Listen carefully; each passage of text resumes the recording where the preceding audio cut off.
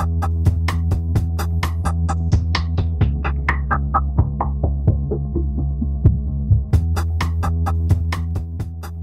say, like very many designers my age, I started being interested in design through music, through album covers.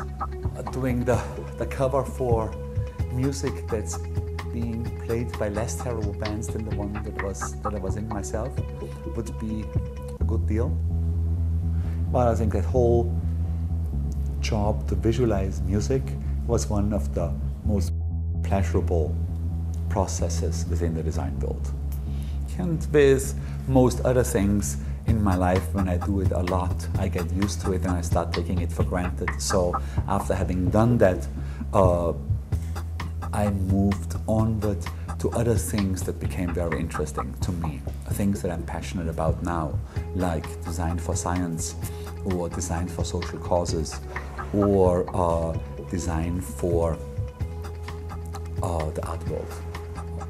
We're still doing a little bit of design for music, but music does not, I'm not quite as passionate about music as I used to be when I was 25, but I'm not nostalgic about it. There is just so many things that I'm interested in. And I think that that shift is very healthy.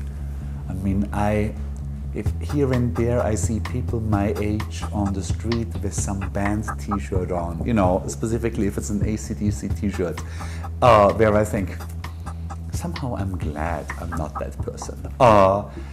I do think that, well, obviously aging is natural, and a shift of emphasis and a shift of interest within that aging process, I think, is necessary.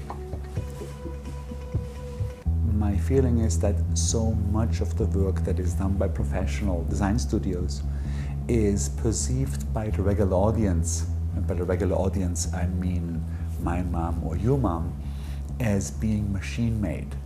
And of course, as almost everything that we see outside on the street is somehow touched by modernism, and modernism took the machine-made look so very seriously, it bores the living shit out of me. And I suspect out of many other members of the audience as well.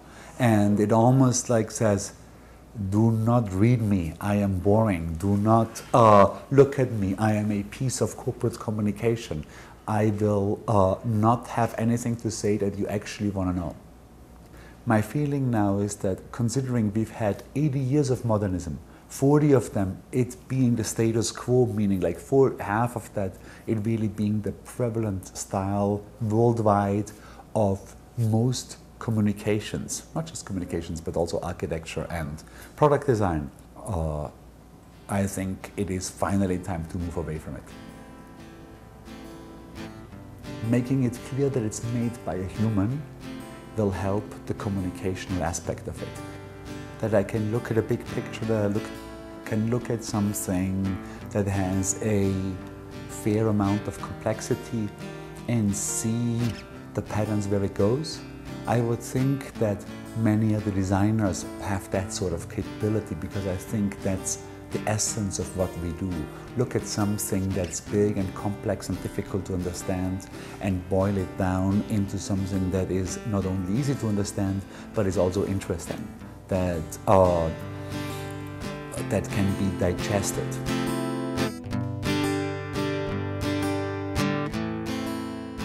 Design is a much bigger, much more powerful language than to be used for sales, only. I mean, if I learn a new language, let's say I learn Spanish, would I use this once I speak Spanish for accounting purposes only? It's just, I don't know, silly. And similarly, I think that or at least in my studio, we can use it for much more. And I think that as we have the attention of the audience for such a short while, it sometimes is difficult to touch somebody properly. Because at least if I'm the reader or the viewer, I am touched more by longer things. I'm touched more by a feature-length movie than I am by a short I'm touched more by a novel than a short story and so on. Nevertheless, I think it's worthwhile to try the attempt.